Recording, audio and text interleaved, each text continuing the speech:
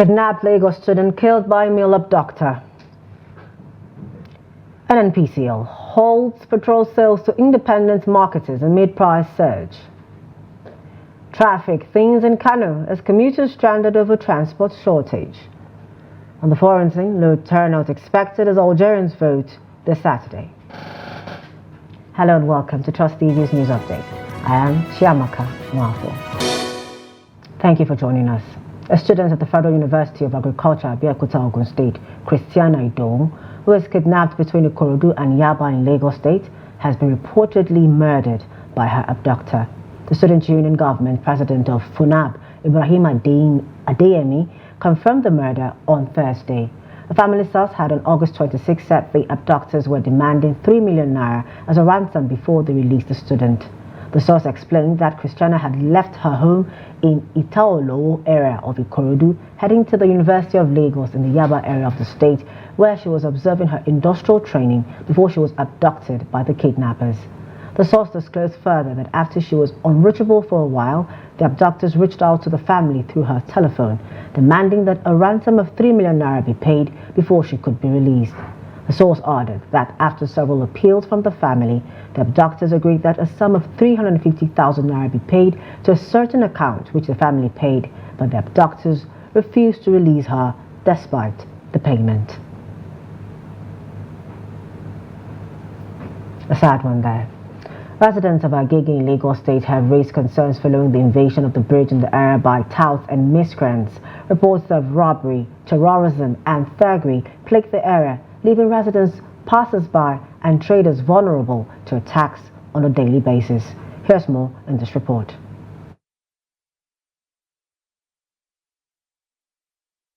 Residents voiced their frustrations with the current conditions. The railways and surrounding areas have become notorious for the presence of touts and miscreants who harass and prey on unsuspecting individuals. This has led to widespread fear, with many avoiding the area altogether, especially after work. The community is demanding more comprehensive safety measures, but until changes are made, navigating the area remains a challenge.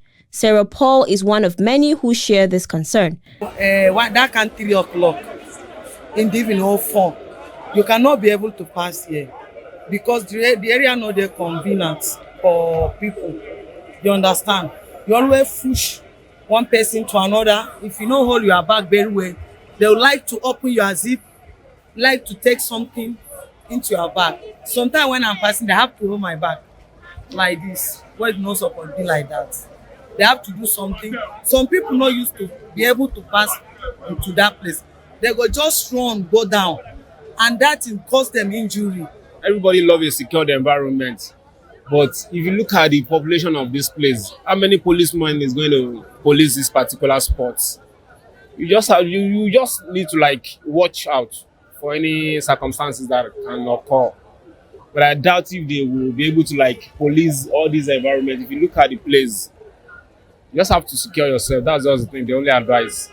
Though we have police vehicle mostly posted here, but all the same, I doubt if they'll be able to police everyone. Legion Major Ikuda Isiaka, a dedicated crime fighter, focused on improving security in troubled areas, including the bridge. According to Isiaka, the team encounters a variety of miscreants who target vulnerable commuters, especially during early mornings and late nights. While emphasizing the importance of government support in ensuring the success of these security operations, Isiaka reassured the public that efforts will continue until safety is fully restored. The government should just continue doing the right thing at the right time. The government is supposed to know what they are supposed to do as per that area. And I believe they have been hearing a lot of things that is occurring in that area, time to time. Even not only this side, it happens at the other side there too. That is railway lane. That is at the back of that, at the front of that is our operation too. It happens there too. A lot of things do happen there. If the government can be able to do the needful thing in that area, it will help the security agency. It will help the security agency to do their work perfectly, so that they will not be like something like hoodlums or all these miscreants again in that area. At least if they can be able to do the needful thing and to try as much as possible to go back all the security agency up by arresting those people that do all those rubbish, maybe early in the morning or arrest them in the midnight, then take them away from that area. Residents of Agege are calling on the government to address the issue by increasing police presence, improving lighting, and rehabilitating roads and infrastructure. They believe that these changes are necessary to protect their lives and livelihoods and to restore the community's sense of safety. Now, the Nigerian National Petroleum Company Limited has announced that it has supplied 30 million barrels of crude oil to the Dangote oil refinery, with plans to provide an additional 70 million barrels soon. The Executive Vice President of NNPCL Downstream, Adedapo Shegun, who disclosed this on Thursday, added that the company will supply 6.3 million barrels in September and an additional 11.3 million barrels in October. He noted that this is part of the federal government's decision to sell crude to local refineries. Shegun also noted that the 6.3 million barrels will be delivered in 7 cargoes. He expressed concern that the current pump price does not reflect market realities. Meanwhile, Dangote Group says the Nigerian National Petroleum Company (NNPC) Limited has not commenced lifting of Premium Motor Spirit (PMS), also known as petrol, from its refinery. In a statement on Thursday by Anthony Chejina, Chief Branding and Communications Officer of the group, the company said it is yet to finalize its contract with the NNPC. Dangote Group said the petrol market is strictly regulated, and as such, the company cannot determine, fix or influence the product price, which falls under the purview of relevant government authorities. The group assured Nigerians of high-quality petroleum products which will be available across the country. On Tuesday, Aliko Dangote, chairman of Dangote Industries Limited, officially announced the commencement of petrol production at his refinery. Still on petroleum products, the Nigerian National Petroleum Corporation has reportedly suspended the sale of Premium Motor Spirit, popularly called petrol, to independent marketers after it hiked the product's price on Tuesday. This is even as 3 vessels berthed at the Apapa Lagos jetty on Wednesday to discharge imported petrol. The National Vice President of the Independent Petroleum Marketers Association of Nigeria, Hamid Fashola, said the NNPC stopped selling fuel to independent marketers on Tuesday when it raised the price of a litre of PMS to 855 naira and above across its retail outlets nationwide. Independent marketers sold the product for as much as 1,200 naira and 1,300 naira per litre in some states, following the upward review of prices by the NNPC. Fashola wondered why the national oil firm would suspend the sale of petrol to the marketers without any official communication, even when the marketers had paid for the product over 2 months ago. It was learned that NNPC usually prioritized major marketers, while IPMAN members resorted to private depot owners who sold at higher prices, leading to a wide gap between the prices offered by both categories. President Bola Ahmed Tinubu on Thursday at the opening of the Beijing summit of the Forum on China-Africa Cooperation emphasized the importance of global collaboration in achieving shared progress and prosperity. The president, who attended the summit in Beijing, China, in his capacity as Nigerian president and chairman of the Authority of Heads of State and Government of the ECOWAS, highlighted the success of the China-Africa Partnership as a model for sustainable development and shared prosperity. He stressed that cooperation is key to solving global challenges and that China-Africa relations are built on trust, mutual respect, and the pursuit of common goals. He noted that the China-Africa Partnership is driven by a bold collective vision for the future, and that by working together, both sides can unlock unprecedented levels of growth and development for their nations. President Tinubu called for the sustenance of the momentum of cooperation and emphasized the need for peaceful dialogue, transparent business practices, and diplomatic conflict resolution in deepening the bond between Africa and China. It is with a great joy and pleasure that I stand before you today, celebrating the remarkable partnership between Africa and China, a bond that has not only endured, but has grown stronger since its inception in the early 50s. This relationship has transcended continents, challenges, and become a true testament to the power of mutual respect and cooperation. What began as a China support for African nations' independence has evolved into a rich, multifaceted partnership spanning trade, investment, and diplomacy. Meanwhile, the National Economic Council has reconstituted the Presidential Committee on Flood Mitigation, Adaptation, Preparedness and Response in light of devastating floods this year. Briefing newsman at State House Abuja on Wednesday, Bauchi State Governor Bala Mohammed disclosed that state governors had been asked to give an inventory of destruction in their states before Monday next week. 4 states who have not made submissions on the adoption of state police are also expected to make the recommendations on Monday. Kehinde Amodu reports. The floods were more devastating along the northeast axis, where a major artery between Kano and Maiduguri has been cut off. The floods have also had devastating effects across the country on households, schools, bridges, and other means of livelihood. The governors are acknowledging the efforts of the federal government in mitigating the floods, but are asking for more support.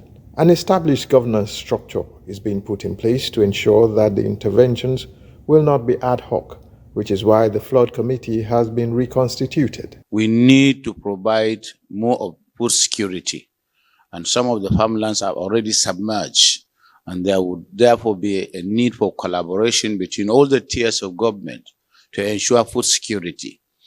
The need for planning, collaboration, and interaction to do that during the harvest time, because the harvest may not be as we envisage in terms of the bumper harvest that we are expecting. Monday will be the deadline for all the states of the Federation to submit detail of damages, including farms, schools, bridges that have been affected by the last flood. And Mr. Chairman mentioned that it will be taken into consideration for appropriate support to the various states. Meanwhile, before the commencement of the Council's meeting, Vice President Kashim Shettima received the chairman of the Bill and Melinda Gates Foundation, Bill Gates. The philanthropist made a presentation to the Council on strategies to totally eradicate polio in the country. NEC passed a resolution in the issue of polio eradication, which Nigeria has succeeded. It has eliminated wild polio virus, but there are remnants in a few states. 5 affected states and others have circulating variant polio viruses, and a task force, a committee of the NEC was established to report on a monthly basis on polio eradication. Also in progress are discussions on the adoption of state police in light of the escalating insecurity across the country. We're supposed to submit for consideration of the NEC. Incidentally, 4 states couldn't submit, and for that purpose, NEC decided that those states must make their submissions on or before Monday next week. Otherwise, whatever decision NEC takes on the establishment of state police will be binding on those states that refuse to submit, to make submissions. No questions were allowed after the briefing, perhaps to forestall any inquiries about the recent increase in the pump price of petrol. From State House Abuja, Kehinde Amodu, Trust TV News. The aftermath of the recent fuel price increment has led to a noticeable reduction in vehicular movement in Kano State. The situation has left commuters struggling to find public transport, with many tricycle riders choosing to quit their services altogether. Here is more on this developing story. This is usually one of Kano's busiest junctions during rush hour, the time when most people are either moving to or returning home from work. 2 days after the fuel price hike, the impact is evident with significantly fewer vehicles on the road and even at filling stations. For commuters, the situation is becoming unbearable, while tricycle riders say it has become almost impossible to operate. My fuel got finished as I was riding my bike. I don't even have money to buy fuel, so I am pushing it to Sabuwar Gandu all the way from Jifatu on Zaria Road. Fuel, which was once sold for 220 naira, is now sold for as high as 1,300 naira.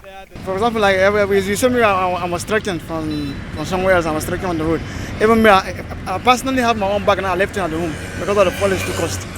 Yeah, because the situation is very, very hard for everybody. There is no profit for we tricycle riders. I bought fuel up to 7,000 naira, and by this afternoon I made only 3,000 naira before encountering brake failure. Now the money I made will neither be enough for me to take to my family or to even fix my brake. Job has changed a lot.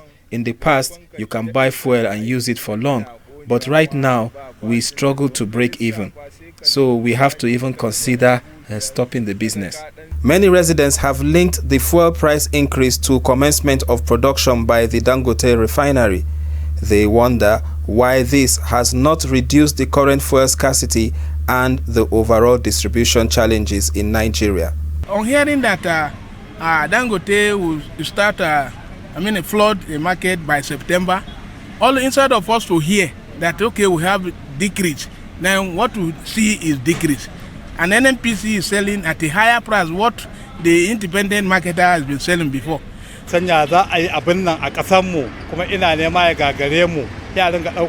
don't understand why what we expect to help us in our country should be taken to other countries. The way I see it, such shouldn't even be happening.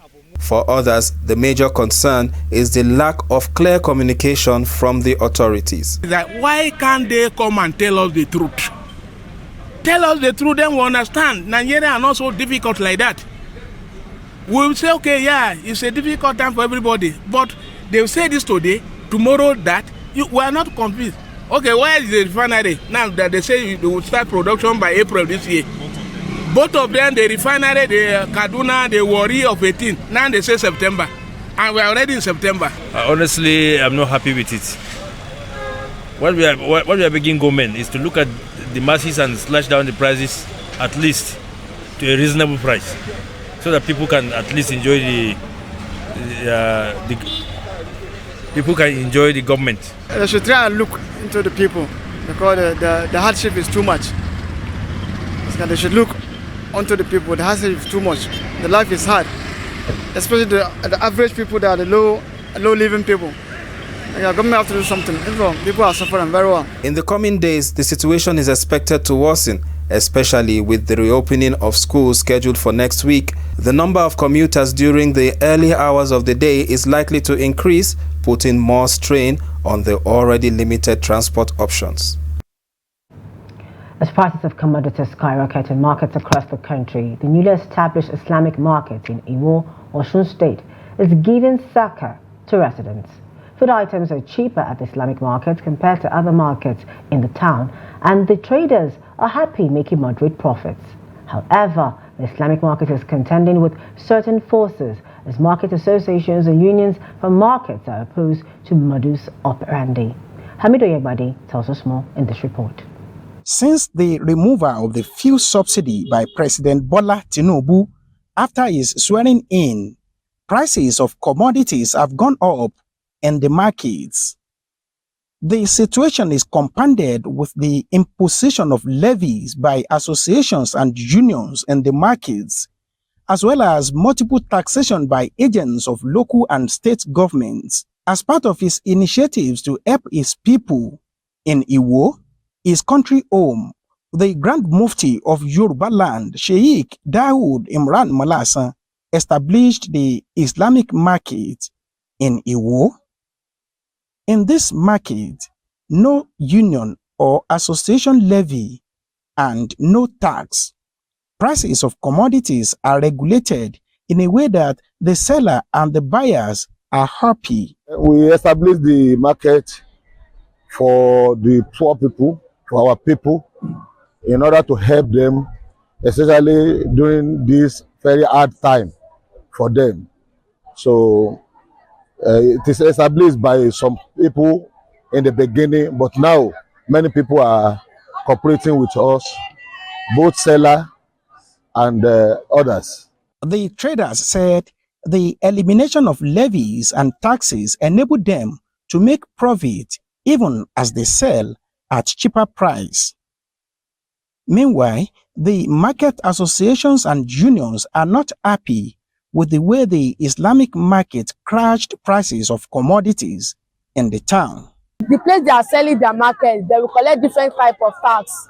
Market tax, land tax, government tax, all those tax. To support this market, they will remove the money. But for this market, nothing tax. You just bring your market and sell anything you want to sell in a cheap price. Our price is okay. We sell onion at 500 naira, 1,000 naira, and 1,500 naira, depending on the capacity of the buyer. This market is going on well, and we believe it will continue to improve and grow as time goes on. I'm happy to sell my materials in this market because we go do Syria. That is why I like this market. The residents said the Islamic market gives them succor on the face of the current economic hardship in the country.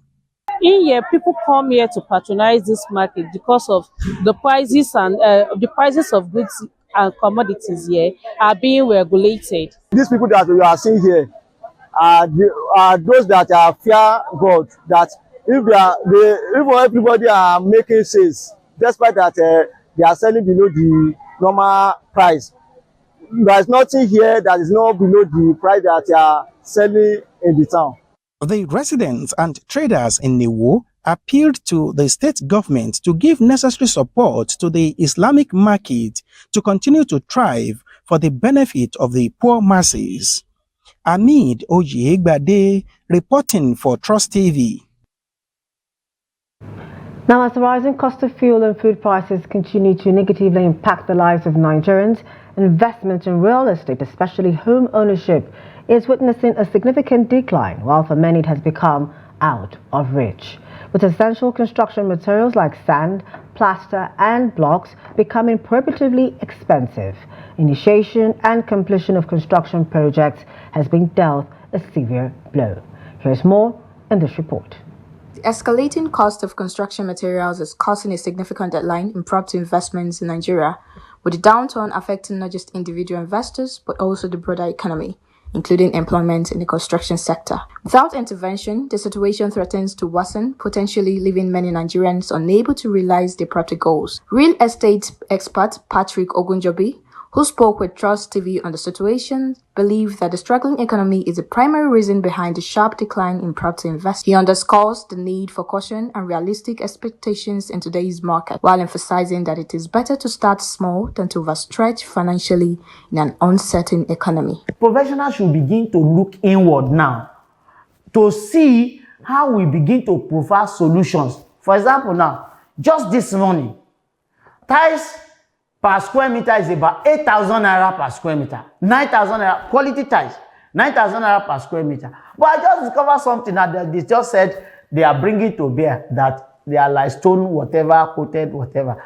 And they are just, and they are saying they are bringing it to life about 2,000 per square meter.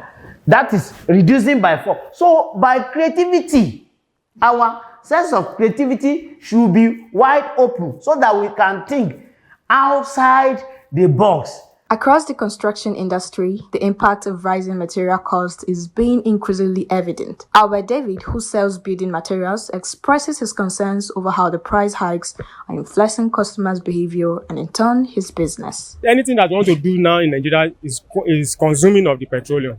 Like this our machine now, we are using petrol to do it for the productions. So now, if we are seeing it today now, they are increasing the price of the fuel again. So which is going to affect the production of the cost of the product again, because we are going to see it in the next 2 days or 1 week now. the price will going to be. Across the country, Nigerians are grappling with the high cost of construction, which are being exhibited by stagnant incomes. Kayode Johnson, who is facing similar struggles, highlighted the difficulties that come with trying to build in the current economic climate. In Nigeria, to build is not an easy thing. Now collide with the situation we are facing on our fuel issue and cost of food items and others. Everything right now is so expensive. When it comes to the sand, buying of after buying the land, the buying of sand, the plaster, the block to start up a building is very, very expensive. High cost of. The cement that we used to buy 2006. I remember when I got my when I started building my house, then the cement was just like 2,006, 3,000 something. But now it's about 8,500 to 10,000 now, depending on the type you are buying. Do you understand? And you can't buy a substandard one, you have to buy a good one. That, not only that, sand and other things, soft sand, sharp sand and other things. Besides, iron especially, cost of iron is exorbitant so much now that you have to cut your neck to be able to afford it. And if you don't use the right materials, use substandard materials, they will use it for you to build. At the end of the day, you have a substandard building, which can even affect you in the future. The rising economic pressures are prompting a louder call for government intervention. Industry stakeholders are urging the government to explore measures to stabilize building material prices and ease the financial burden on Nigerians, with the aim of supporting both the housing market and the overall well-being of the populace. Away from Nigeria, Algerians will go to the polls on Saturday, but many voters feel indifferent about an election they believe won't alter the current situation. Incumbent President Abdelmajid Tebboune, who is 78 years old, is expected to secure a second term, and voters expressed little excitement regarding his or any other candidate's proposals. The country's election authority has given the green light to only 2 candidates to take on Tebboune. And that's it for news updates at this time. For more of our news programs and documentaries, to follow us on our social media platforms and on our YouTube live stream.